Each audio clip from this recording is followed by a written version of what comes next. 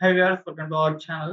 So మనం చూస్తున్నాం నిన్న అల్లు అర్జున్ గారు పవన్ కళ్యాణ్ గారి ఇంటికి వెళ్లి మరి పరామర్శించడం చూస్తున్నాం. అంటే గత కొన్ని రోజుల క్రితం పవన్ కళ్యాణ్ గారి చిన్న కుమారుడు ఒక చిన్న అగ్ని ప్రమాదంలో చిక్కుకోవడం, గాయాల పాలవడం, తర్వాత దాని నుంచి కోలుకోవడం జరిగింది. అయితే ఆ తర్వాత అల్లు అర్జున్ గారు దీనిపైన స్పందించలేదు, పరామర్శించలేదని చెప్పేసి కొద్దిగా ట్రోలింగ్ అయితే ఆయన మీద జరిగింది. అయితే నిన్న వెళ్లి పరామర్శించడం జరిగింది. సో వీళ్ళ మధ్య వివాదాలు నడుస్తున్నాయని చెప్పేసి ఎప్పటినుంచో కూడా వార్తలు ఉండడం చూస్తున్నాక మరి దానికి నిన్నటితో ముగింపు పలికినట్టేనా అని చెప్పేసి కూడా ఫ్యాన్స్ అయితే చర్చించుకుంటున్నారు. ఇప్పుడు ఇదే అంశం మీద మాట్లాడడానికి మనతో పాటు జనసేన అధికార ప్రతినిధి వివేక్ గారు ఉన్నారు. వారితో ఒకసారి మాట్లాడి తెలుసుకునే ప్రయత్నం అయితే చేద్దాం. సార్ నమస్కారం. నమస్తే. మీకు వీక్షకులందరికీ good morning. Sir Allu Arjun garu అంతకుముందు పవన్ కళ్యాణ్ గారి కుమారుడికి ఈ విధంగా జరిగింది అని పరామర్శించలేదని చెప్పేసి ఆయన మీద కొద్దిగా ట్రోలింగ్ అయితే జరిగింది సార్. సోషల్ మీడియాలో ఫ్యాన్స్ చేయడం కూడా చూసాం. సో అయితే నిన్న పరామర్శించేశారు. అంటే వీళ్ళ ఫ్యామిలీల మధ్య గొడవలు ఉన్నాయి అని చెప్పేసి కూడా ఎప్పటినుంచో అది నడుస్తూనే ఉంది మీడియాలో కూడా. మరి నిన్నటితోటి ముగింపు పలికిపోయిందని కూడా చెప్తున్నారు. సో దీనికి సంబంధించి మీరేం చెప్తారు సార్? నేను మొదటి నుంచి చాలా సందర్భాల్లో అంటే ఈ వివాదాలు చాలా ముందు నుంచి అంటే 'పుష్ప' సినిమాకు ముందు నుంచి కూడా చాలా సందర్భాల్లో మీడియాకు వివరణ ఇవ్వడం జరిగింది. అంతిమంగా వాళ్ళొక కుటుంబ సభ్యులు.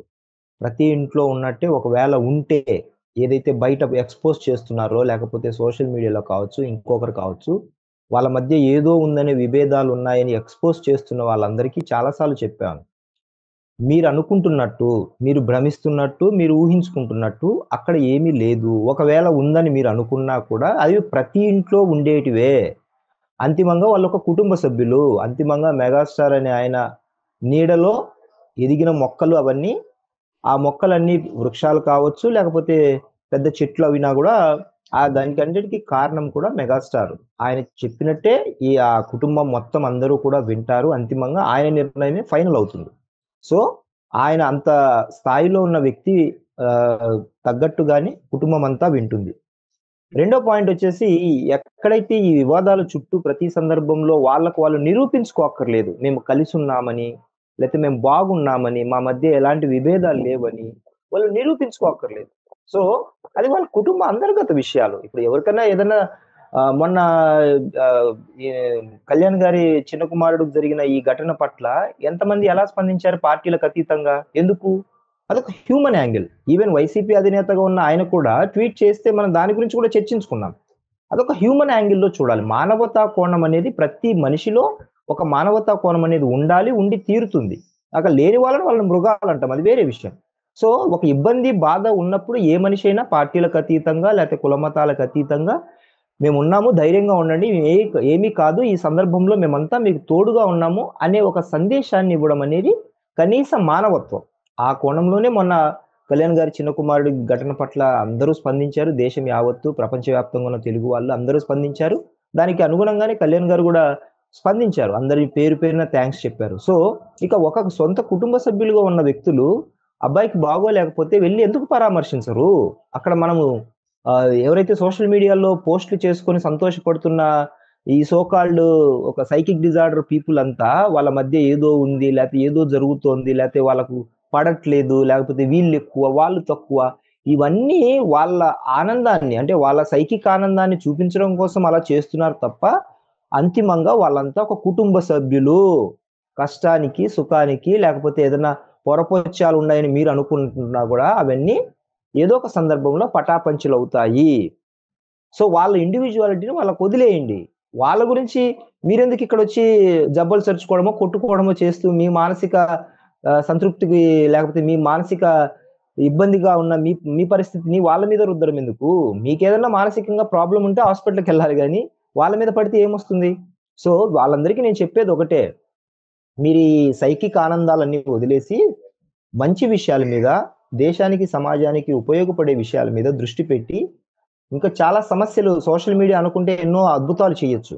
సో, అలాంటి ఇష్యూస్ తీసుకొని, వాటి మీద గలమెత్తి ఒక హ్యాష్‌ట్యాగ్ రూపొందించి, అందరం దానికి స్పందించేలాగాన ప్రభుత్వాలు కదిలేలాగాన ఏదైనా చెయ్యాలి కానీ, ఇలాంటి చిన్న చిన్న విషయాలకు ఇగోస్ పెంచే విధంగా, లేకపోతే గొడవ రేకెత్తించే విధంగా, భేదాభిప్రాయాలు ఇంకా పెంచే విధంగా ఉన్న కుటుంబం మధ్య సంతోషకరమైన వాతావరణాన్ని లేతే బాధలో ఉన్న సమయంలో ఇంకా దానికి చిచ్చు పెట్టడం అనేది మనిషిగా వాళ్ళని వర్ణించలేము. అదొక మృగం తాలూకు ఆలోచనలని చెప్పవచ్చు. సరే వీళ్ళంటే వీటిని అటు వైసీపీ కూడా యూజ్ చేసుకునే ప్రయత్నం చేస్తుందా? అంటే 2 ఫ్యామిలీల మధ్య ఉన్న వివాదాలు అంటే అంతకుముందు జూనియర్ ఎన్టీఆర్ గారిని కూడా వీళ్ళు ఓన్ చేసుకొని టీడీపీ జూనియర్ ఎన్టీఆర్ గారి పట్ల ఈ విధంగా ప్రవర్తిస్తుందని చెప్పేసి వీళ్ళే వాడేసుకున్నారు వైసీపీ వాళ్ళు. ఇప్పుడు అల్లు అర్జున్ గారి విషయంలో కూడా వైసీపీ అత్యుత్సాహం ప్రదర్శించి ఇగో ఫ్యామిలీల మధ్య గొడవలు, జనసేన ఈ విధంగా చూస్తుంది, నాగబాబు ఈ విధంగా కామెంట్ చేస్తుంది అల్లు అర్జున్ అని చెప్పేసి అంటే వాళ్ళ ఫ్యాన్స్‌ని ఇటువైపు తిప్పుకునే ప్రయత్నం ఏమైనా చేస్తుంది అనుకోవచ్చా సార్? ఫ్యాన్స్ అనేవాళ్ళు అన్ని రాజకీయ పార్టీలలో ఉంటారు. అన్ని రాజకీయ పార్టీలకు సినిమా ఫీల్డ్‌లో సంబంధించిన నటులకు సంబంధించిన వాళ్ళు అన్ని పార్టీలలో కలిసే ఉంటారు. అయితే ఇక్కడ వైసీపీ చేస్తున్నదేంటంటే, వారి పార్టీకి సంబంధించిన ఒక ఎమ్మెల్యేకి ఆయన ప్రచారానికొచ్చాడు. ఆయన ఒక ఫ్రెండ్‌గా ఉన్నాడు. సో, నంద్యాలకెళ్ళినప్పుడు ఆ ఘటనను వైసీపీ సహజంగానే క్యాప్చర్ చేసుకుంటుంది. ఆ క్యాప్చర్ చేసుకొని ఇప్పుడు ఆ క్యాడర్‌ను మొత్తము మా వైపు ఉన్నారనో, లేపోతే ఆయన అభిమానులంతా మా వైపు ఉన్నారనో ప్రొజెక్షన్ చేసుకుంటుంది. చేసుకోనివ్వండి. ఏం జరిగింది ఎలక్షన్ తర్వాత? 24 ఎన్నికల తర్వాత ఏం జరిగింది? అందరం చూసాం గదా! సో, ఒక ఎన్నికతో అయిపోదు. ఒక ఎన్నికతో గెలిపోవటంలు లేకపోతే సహజంగా జరుగుతాయనేది మేము మొదటి నుంచి చెప్తున్నాం. కానీ వైసీపీ వాళ్ళే విర్రవీగి 151 వచ్చాయి మాకు మీరెంత అని అన్నారు. ఈరోజు ఎక్కడున్నారు వాళ్ళ పరిస్థితి? సో, అభిమానులైనా లేకపోతే పార్టీ కార్యకర్తలైనా అంతిమంగా ఒక ప్రజలకు మేలు చేసే కోణంలోనే ఆలోచించాలి. ప్రభుత్వంలో మన భాగస్వామ్యం ఏం చేస్తే బాగుంటుందనే కోణంలోనే ఆలోచించాలి తప్ప, ఇలాంటివి కక్షపూరితమైన ఆలోచనలను అన్‌రెస్ట్ క్రియేట్ చేసేటట్టు అంటే సమాజంలో లేకపోతే రాష్ట్రాన్ని అన్‌రెస్ట్ చేసే విధంగా ప్రవర్తించే విధానము వైసీపీకి మొదటి నుంచి ఉంది కాబట్టి తిమ్మిని బంబిని చేయడం లేకపోతే వాళ్ళకున్న ఒక మీడియాను లేకపోతే సోషల్ మీడియాలో వాళ్ళకున్న కార్యకర్తలను లేకపోతే వాళ్ళకున్న పెయిడ్ బ్యాచ్ ఏదైతే ఉందో వాళ్ళందరినీ యుటిలైజ్ చేసుకుంటూ ఒక తప్పుడు విధానాన్ని ప్రజలకు ఒక తప్పుడు సంకేతాన్ని తీసుకెళ్తూ ఉంది నిరంతరంగా. వాళ్ళు మొదటి నుంచి పార్టీ పెట్టినప్పటి నుంచి కూడా. దానికి వివరణ ఇవ్వడానికి మేము ప్రతి సందర్భంలో ప్రయత్నిస్తున్నప్పటికీ కూడా దాన్ని వాళ్ళు మళ్ళీ పదే పదే అదే తప్పుడు ప్రచారాన్ని ప్రజల్లోకి తీసుకెళ్తున్నారు. సో, అందుకే ఈ ఈ ఘటన ఏదైతే ఉందో ఆయన అల్లు అర్జున్ గారిని ఉపయోగించుకోవడము లేకపోతే ఆయన అభిమానులను ఉపయోగించుకోవడం వైసీపీ చేస్తున్న ఈ ప్రయత్నాలు ఏదైతే ఉన్నాయో అది పూర్తిగా వారి యొక్క పార్టీ ఆలోచన విధానాన్ని రిప్రజెంట్ చేస్తుంది. మేమైతే అన్ని పార్టీలలో అభిమానులకు కళ్యాణ్ గారు ఎన్నికల సమయంలో పేరున ప్రభాస్ గారు, ఎన్టీఆర్ ఫ్యాన్స్ అని పేరున అందరికీ అభినందనలు తెలిపారు. అంటే అర్థం ఏంటి? ఆయన అందరిని అభిమానిస్తున్నారు. అన్ని రకాల ఫ్యాన్స్‌ను సభల్లో, మీటింగ్‌లలో రిప్రజెంట్ చేశారు. వారి అభిమానులు ఖచ్చితంగా ఒక మంచి ప్రభుత్వాన్ని ఎన్నుకోమని కోరారు. అంటే ఆయన మొదటి నుంచి సమాజం, రాష్ట్రం, దేశం పట్ల ఒక కన్సర్న్‌తో ఈ దేశానికి, రాష్ట్రానికి నేనేం చెయ్యాలి, ఏం చేయగలననే కోణంతోనే అందరినీ సమాయత్తం చేశారు గానీ, విడదీసి ఏ రోజు చూడలేదు. సో, వైసీపీ అలాంటి విడదీసే రాజకీయాలు చేస్తుంది కాబట్టి మొదటి నుంచి ఇట్స్ అప్ టు దెమ్. వాళ్ళ ఆలోచనకు తగినట్టు వాళ్ళు ఏమన్నా చేసుకోండి. కానీ మేమైతే వాస్తవాలను తెలియజెప్పడానికి ఉన్నాం. సో, ఇప్పుడు ప్రెజెంట్ సార్ కంప్లీట్‌గా అబ్బాయి కోలుకున్నాడా? అంటే గాయాలు పూర్తిగా నయమైపోయాయా? ఎందుకంటే మనము చూస్తున్నాం పవన్ కళ్యాణ్ గారి సతీమణి తన కొడుకు కోసం అని చెప్పేసి తిరుమల వెళ్లి అక్కడ పూజలు చేసి తలనీలాలు అర్పించి అండ్ సార్ ఇంకో న్యూస్‌గా వైరల్ అవుతుంది. ఏకంగా అన్నదాన కార్యక్రమం కూడా నిర్వహించారు. 15 లక్షలు ఖర్చు పెట్టని కూడా చెప్తున్నారు. సో, దీనికి సంబంధించి మరి ఏం చెప్తారు సార్? ఒకటైతే ఒక ముఖ్యమైన అంటే ఊహించనటువంటి ప్రమాదం అది. లాస్ట్ టైమ్ మనం చర్చించుకున్నట్టు అటువంటి చాలా అడ్వాన్స్ దేశంలో చాలా హైలీ ఎక్విప్‌మెంట్ ఉన్న చోట అగ్ని ప్రమాదాలు, అలాంటి ప్రమాదాలు జరగకుండా వాళ్ళు ముందస్తు చర్యలు తీసుకుంటారు. మరి అది ఎక్కడ ఎలాంటి పొరపాటు జరిగిందనేది చూడాలి. దేవుడి దయ వల్ల అందరము చాలా సంతోషపడ్డాము. ఏమీ కాలేదు. చిన్న చిన్న గాయాలు అలాగే ఊపిరితిత్తుల్లోకి కొంచెం ఆ బ్లాక్ స్మోక్ వెళ్ళిందని తెలిసింది. వెంటనే 3 రోజుల పాటు హాస్పిటల్‌లో ఉండి చివరికి ఎవరైనా సరే పిల్లలకు బాగోలేకపోతే తల్లిదండ్రులు అనేవాళ్ళు మొట్టమొదటగా తల్లడిల్లిపోతారు. బంధువర్గము తల్లిదండ్రులు మొట్టమొదటిగా తల్లడిల్లిపోతారు. సో, బంధువర్గం కూడా దానికి అనుగుణంగానే మేమున్నామనే భరోసాని, ధైర్యాన్ని ఇస్తుంది సహజంగా. అయితే మనకున్న నమ్మకాన్ని ప్రకారం ఏ దేవుడైతే మనం నమ్ముతామో, ఆ దేవుడికి ఏదైనా మొక్కు కోరుకుంటాం తప్పకుండా. హ్మ్.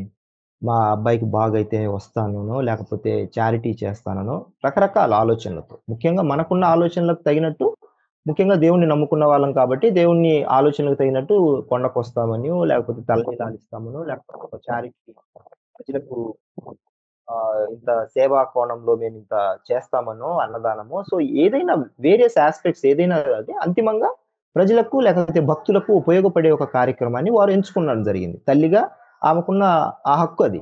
సో, వారికున్న ఆ హక్కుని ఆహ్, తిరుమలకు రావడము, 17 లక్షలు నిత్యాన్నదానికి ఇవ్వడము ట్రస్ట్‌కి. సో, ఆ విధంగా దేవుడి దగ్గర ఆమె యొక్క అభిమానాన్ని, ప్రేమను, నమ్మకాన్ని, గౌరవాన్ని, భక్తిని అన్నిటిని ఒకేసారి ఆవిడ చూపించడం జరిగింది.